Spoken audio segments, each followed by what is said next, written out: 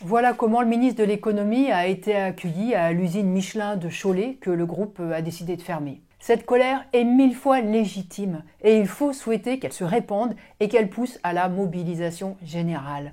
Parce que, avec tous les plans de suppression d'emplois et les fermetures d'usines qui sont annoncées, ce sont des dizaines de milliers de travailleurs qui sont menacés dans ce qu'il y a de plus essentiel pour eux, c'est-à-dire leur emploi et leur salaire. Je veux parler de ce qui se passe à Auchan, des licenciements à Casino, mais aussi dans les équipementiers automobiles, Valeo, Dumaré, MA France. Je pense aussi à la chimie, à Vincorex et puis aux constructeurs automobiles, donc Stellantis qui va lui aussi fermer des usines et puis bien sûr à Michelin.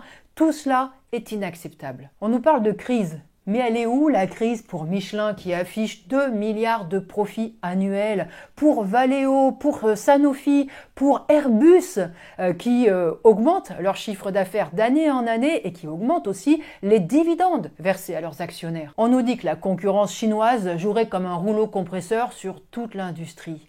Mais la concurrence, qu'elle soit nationale ou internationale, n'est sûrement pas une nouveauté. Elle est même à la base de cette jungle qu'est le système capitaliste. Et la réalité, c'est que tous les grands groupes en jouent pour continuer d'enrichir toujours et encore les mêmes, c'est-à-dire une minorité de possédants.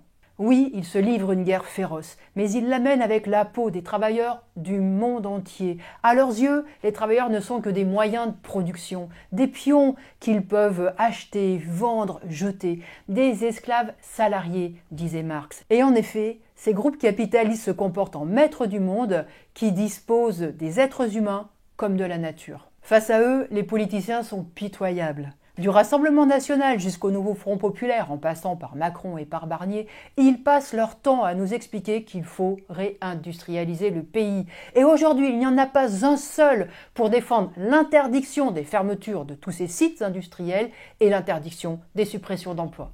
Il n'y en a pas un pour affirmer qu'il faut assurer les emplois et les salaires à l'usine de Cholet et de Vannes. Il n'y en a pas un pour dire à Valeo, à Airbus, à Sanofi qu'il faut répartir le travail entre tous pour maintenir tous les emplois. Il faut réquisitionner les profits présents ou passés. Par exemple, à Auchan, ces profits ont permis à la famille Muliez d'amasser une fortune de 50 milliards d'euros. Eh bien, il faut que cet argent serve à accorder toutes les garanties demandées par les travailleurs. Mais il n'y a pas un seul politicien qui ose l'affirmer, parce qu'il n'y en a pas un seul, déterminé à s'affronter avec toutes ces grandes familles régnantes de la bourgeoisie. Leur empressement à dénoncer les Chinois, les normes ou encore la mauvaise politique de l'Union européenne ne sert qu'à faire diversion et à cacher leur servilité vis-à-vis des licencieurs qui sont à la tête de ces grands groupes. Ce que le gouvernement et les politiciens ne feront jamais, les travailleurs doivent l'imposer par la lutte.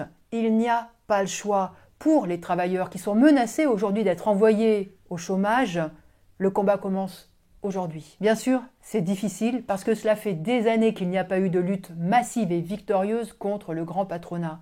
Mais les travailleurs n'ont rien perdu de la force que leur donne leur supériorité numérique. Et surtout, c'est d'eux que dépendent les profits et les fortunes de ces capitalistes. Cela leur donne les moyens d'imposer un rapport de force favorable contre tous ces parasites. Alors, à condition de s'unir et de s'organiser, oui, les travailleurs sont capables de se battre pour défendre leurs intérêts et pour se faire respecter.